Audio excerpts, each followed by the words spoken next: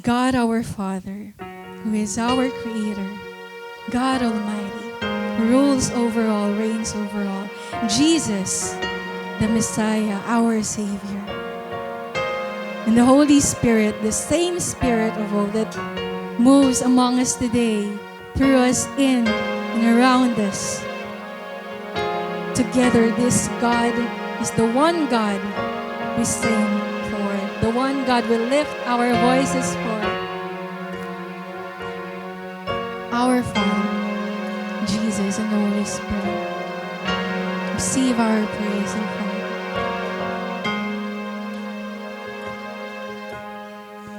Our Father everlasting, the all-creating one, God Almighty, through your Holy Spirit, conceiving Christ the Son, Jesus our Savior. I believe in God our Father, I believe in Christ the Son, I believe in the Holy Spirit, our God is three in one. I believe in the resurrection, that we will rise again, for I believe in the name of Jesus. If you believe it, sing with all your hearts today. Praise Him. Praise Him. Our judge and our defender, suffered and crucified. Forgiveness is in you. Descended into darkness, you rose in glorious light. Forever seated I believe in God our Father, I believe in Christ the Son, I believe in the Holy Spirit, our God is three in one. I believe in the resurrection, that we will rise again, for I believe in the name of Jesus. I believe in God our Father, I believe in Christ the Son, I believe in the Holy Spirit, our God is three in one. I believe in the resurrection, that we will rise again, for I believe in the name of Jesus. I believe in you. Let's raise our hands here. I believe you rose again. I believe that Jesus Christ is Lord.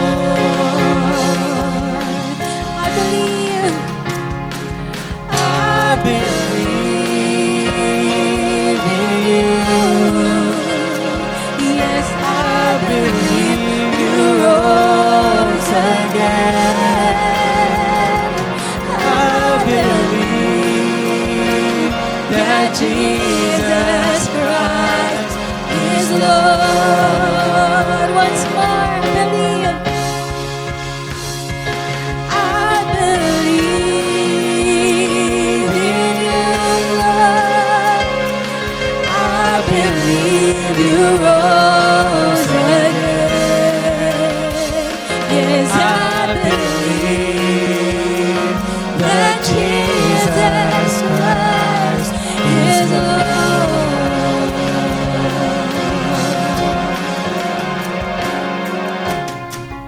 I believe in life eternal, I believe in the virgin birth, I believe in the saints' communion, and in your holy church. I I believe in the resurrection. Amen. When Jesus For I comes believe again. that Jesus rose from the grave in the name of Jesus. I believe in God our Father. I believe in Christ the Son. I believe in the Holy Spirit. Our God is three in one. I believe in the resurrection, that we will rise again. For I believe in the name of Jesus. I believe, for I believe in the name of Jesus. For I believe in the name of Jesus.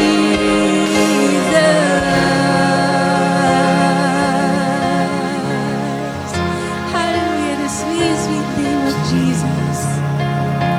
Thank you, Jesus, for the salvation that you have provided. It is on your name that we call on today, because you are the name above all names. In your name there is healing. In your name there is power. In your name we can have everything that we need for this life. Jesus, Jesus. Call on Him and He will respond. Call on Him and He will come to you. He will meet you at the time of your need. Jesus. Hallelujah. Jesus. Jesus. Oh, Jesus.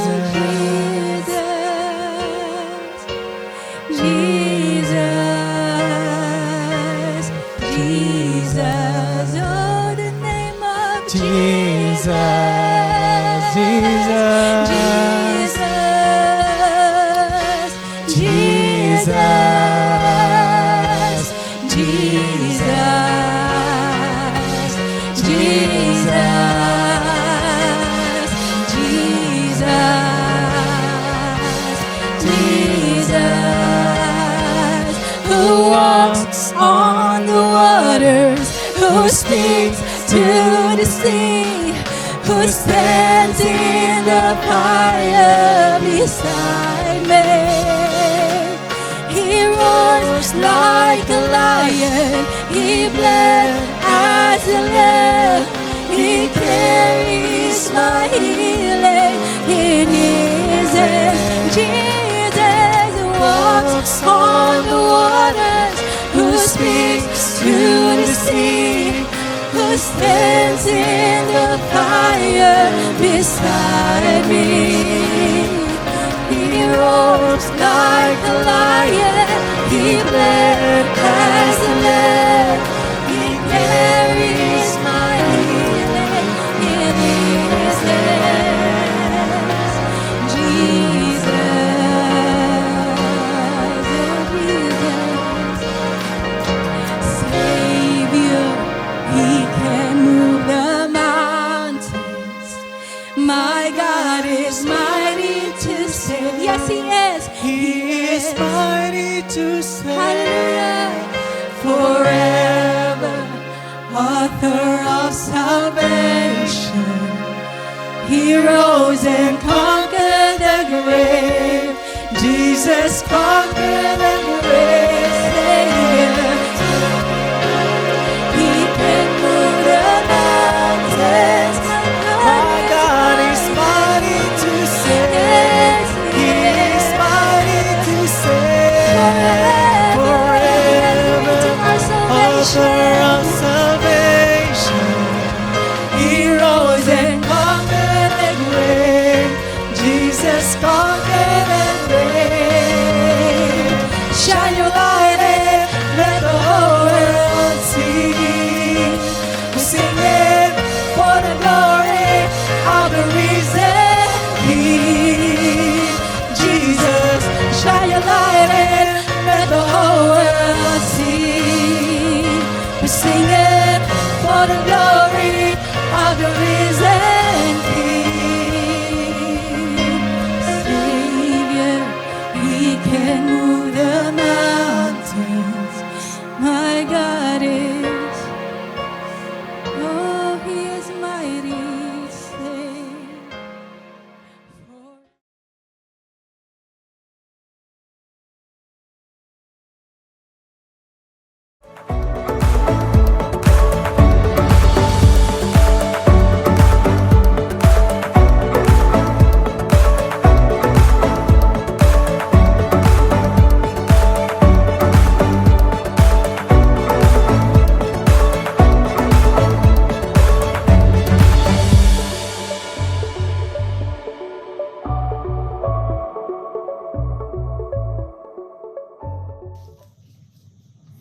How are you, TM friends and family? I hope you are well. And once again today, we are happy to see you in our service. Thank you for taking the time to join us today. Welcome po kayo sa ating service ngayong araw na to, and invite you po sa Sundays po, 10 a.m. po. Ang dali lang pong mahanap and very convenient po ang pumunta sa TM. And marami din pong free parking. So, we can assure you po na may mapaparkan po kung may dala kayong sasakyan. The details po are in this page, and see you po this weekend. Let us begin with a prayer. Our Father in heaven, we worship you today. Thank you for guiding us through the week, Panginoon, sa mga nakarang araw, Lord. We thank you, Lord, for the work that you are doing through this ministry, and we continue to lift Thy marketplace, Lord, that we may always proclaim your good news. We pray for that everyone, Lord, who will watch this stream, Lord, will experience you, and you will bless them, Lord, sa mga pinagpipray nila, Lord. We come this day to honor and worship you. This is our prayer in Jesus' name. Amen. We are in our new series today po, Big Truths, Short Takes. Ano po ba yung series na ito? This will be a 4-part episode for the next Thursday. So, abangan nyo po the next Thursdays. And this series po engages real questions people are asking about God, the Bible, the Christian faith, and answers them through the lens of the Bible. Sa panahon po ngayon, most people are turning to the same source of information sa mga questions. Ano po ba ito? Yung internet po. Alam naman po natin na hindi lahat dyan totoo, and nagbabago na rin po. Ngayon, dati po sa traditional social media, yung sinisearch ng mga tao, yun yung nakasanayan natin. Ngayon po, lalong mas nadagdagan, nagkalat na po yung mga AI na parang totoo nating kausap. So, rather than po allowing strangers on the internet, or could be machines, yung kausap pala natin, to speak for the faith, this series will address these questions seriously and thoroughly as they are addressed in God's Word in the Bible. Let us go through our text today. 2 Timothy chapter 3 verses 14 to 17. But you must remain faithful to the things you have been taught. You know they are true, for you know you can trust these who taught you.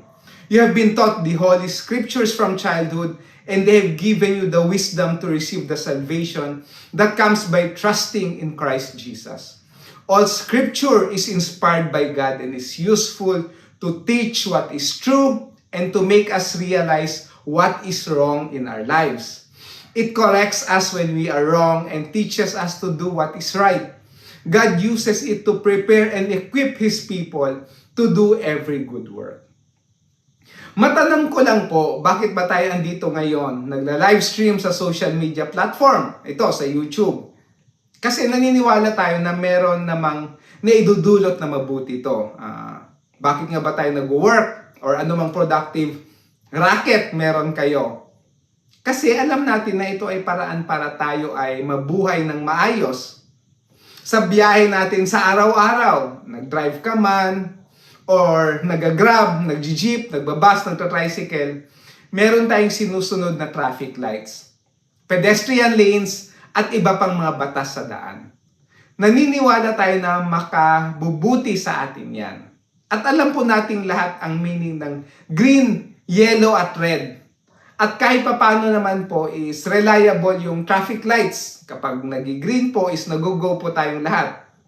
We don't realize it, but there are many things in our life that goes on unnoticed and seems like in autopilot mode because we know and we believe and we follow that these things are reliable. Admit ko po, sa bayan po natin, sa bansa natin, hindi po perfect, pero kahit pa paano naman po reliable. Para lalo pang mas klaro, ako po, nag-work ako in data-related field. And it is very important that in our life and that with our interaction every day, we are talking the same things. So, pag nag-order tayo ng coffee sa isang chain, ano pa ba yung mga sizes? So, tall, grande, venti.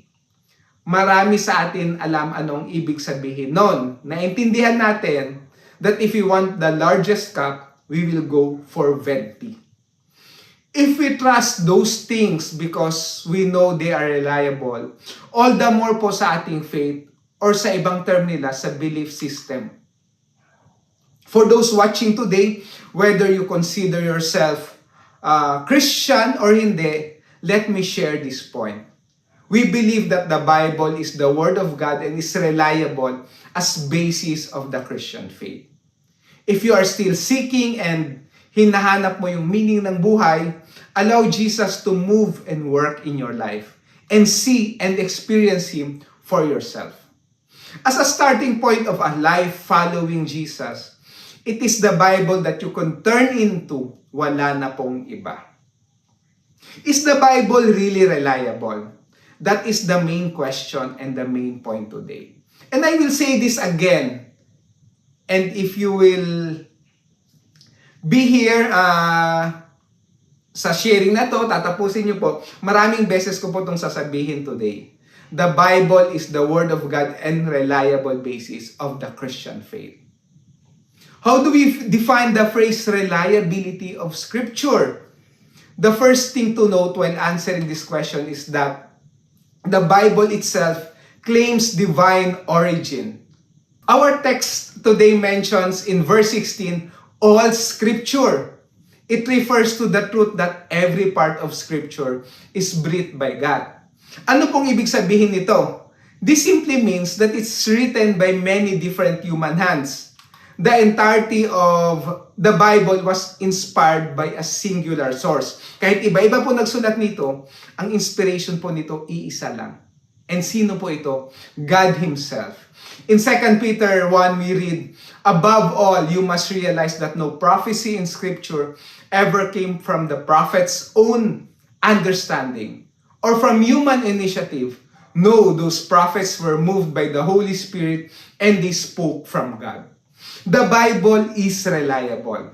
Writers throughout the Bible, even though they come from different time period and setting, give up the legitimacy of their writing to God's authority. So, sinurrender po nila that, sinulat namin to, pero ang ultimate authority nito is ang Panginoon.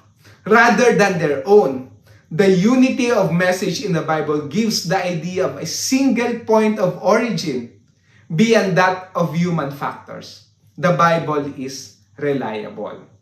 Another point to consider why the Bible is reliable is the historical parallels that corroborate the veracity of the Bible.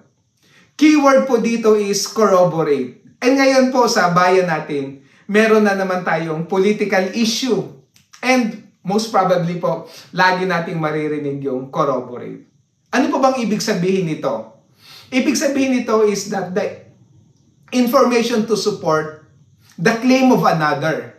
The Bible is reliable because the events recorded in it are real places that you can still visit today. The historical events are verified by archaeological findings and other well-documented histories.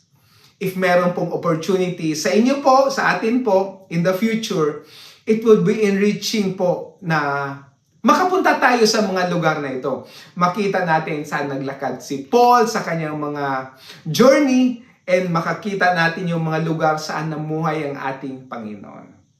And again po, these places po are not fictional. They are real po, supporting that the Bible is reliable. One of the most incredible things po about the Bible history is its depth of manuscript po. Copies in terms of numbers po. These are hundreds of biblical manuscripts po, all of which can be compared to one another and checked against each other so that we can get the best possible version of the text na meron po tayo ngayon sa mga kamay natin na nakikita po natin. This just supports that the Bible is reliable. I-search nyo po ito. If you have time po later, go search po ito. The Dead Sea Scrolls. If a-flash po natin yung i-search nyo sa screen. The Dead Sea Scrolls. Ano po ba yung Dead Sea Scrolls? The Dead Sea Scrolls are a collection of over 900 ancient manuscripts discovered in the Qumran Caves po near the Dead Sea. Ito po yung malapit po sa Israel between 1947 and 1956. Found preserved in clay jars. The scrolls contains the oldest known biblical manuscripts, non-biblical religious texts, and everyday historical documents. Fragments po or copies of the book po sa Old Testament were found. Sa lahat po ng copies sa Old Testament, may kopya po dito, except po for the book of Esther. This text po, over a millennium older than previously known copies of the Hebrew Bible.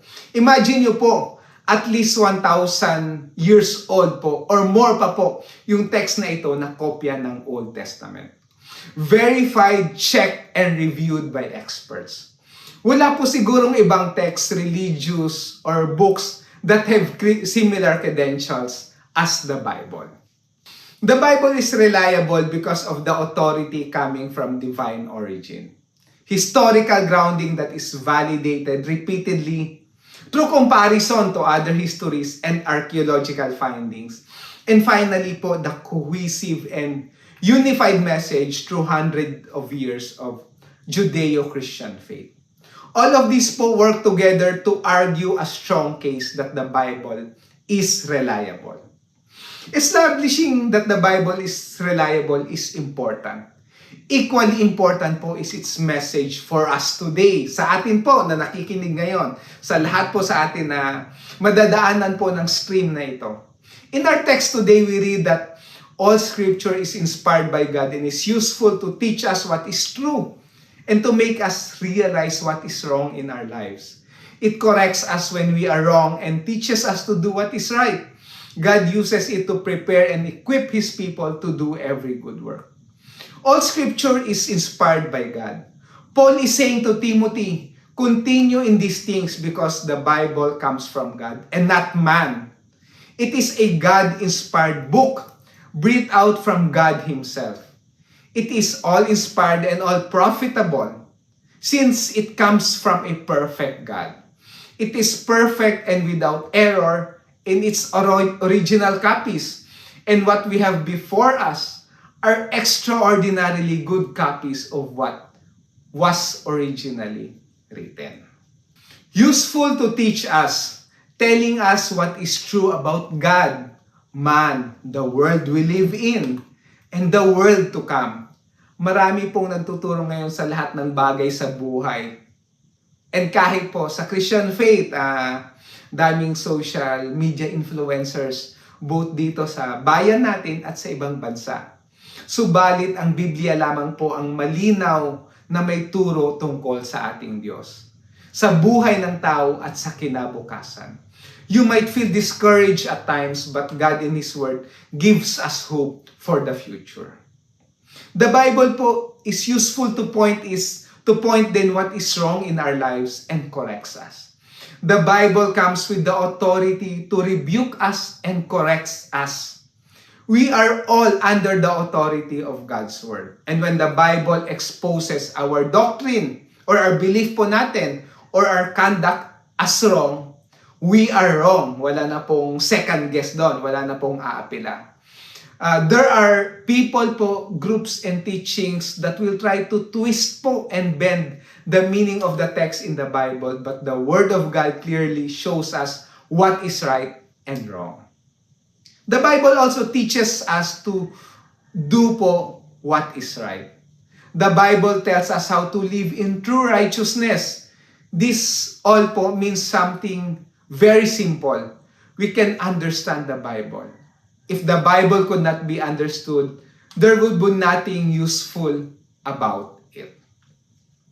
The Bible also prepares and equips God's people to do every good work. The Bible is reliable and the intended goal is for His people to do every good work. In other versions po, the word complete is used. Complete doesn't mean that the whole Christian life is about reading the Bible or that the only important thing in good ministry is good Bible teaching. Hindi lang po yung buhay, yung pagbabasa ng Bible. Important po yung Bible reading and teaching, pero hindi lang po yun ang buhay Kristiyano. Complete means that the Bible leads me or leads us into everything we need of. If I will be both a hearer and a doer of the word, I will be complete as a Christian, thoroughly equipped for every good work. We are prepared to serve the Lord and His people. When we come to the Bible, God speaks to us. It changes us. It makes us complete and transforms us. One way the Bible transforms us is through our understanding. Sa Romans 12 po mababasa natin, do not be conformed to this world, but be transformed by the renewing of your mind, that you may prove what is good and acceptable and perfect will of God. When we let the Bible guide our thinking, our minds po are renewed and transformed. So we begin to actually think like God thinks. Yung worldview po natin, unti-unti na pong na-align sa Panginoon na nakasulat sa Biblia. The Bible also transforms us with spiritual blessings from God. The Bible gives us eternal life. The Bible spiritually cleanses us. The Bible gives us power against spirits, against principalities po, against powers. The Bible brings spiritual power to heal our bodies. We claim it po, God is our healer. The Bible brings us spiritual strength. The Bible has the power to spiritually build faith in us. Di po natin kailangan maintindihan lahat ng nasa Biblia. But when we read it carefully and follow its teachings, we can be blessed by the Bible and become a blessing to others. Marami pong challenges sa mundo at sa personal nating mga buhay. Hindi ko na rin po alam at hindi na rin po natin sila isahin dito. Examples lang po. Magbibigay na ako ng big examples. Yung mga kaguluhan po. Last weekend lang po. Nag-resume na naman po ang conflict sa Middle East po. Yung inflation po is really real to most of us. Andyan pa po yung mga issue ng bayan natin and lahat po tayo dyan apektado. Pareho din po ito sa time ni Paul. Sa text po na ito, Paul warned Timothy about dangerous times. Kung babasahin niyo po tong chapter na ito. Some Christians po are swept away by these dangerous times and some others po go into escape mode. Neither option po is right for us. Tayo po na merong Biblia po, we are to stand strong and stay on the Word of God. The Bible is reliable because it changes and transforms us to be a blessing to our family, our work, our church. And other people will see the good work and lead also others to follow and honor God.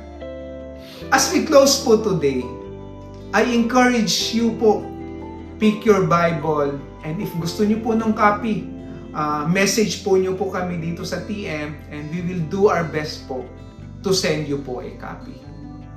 I-allow po natin ang Bible to make us better in our many roles po sa buhay natin.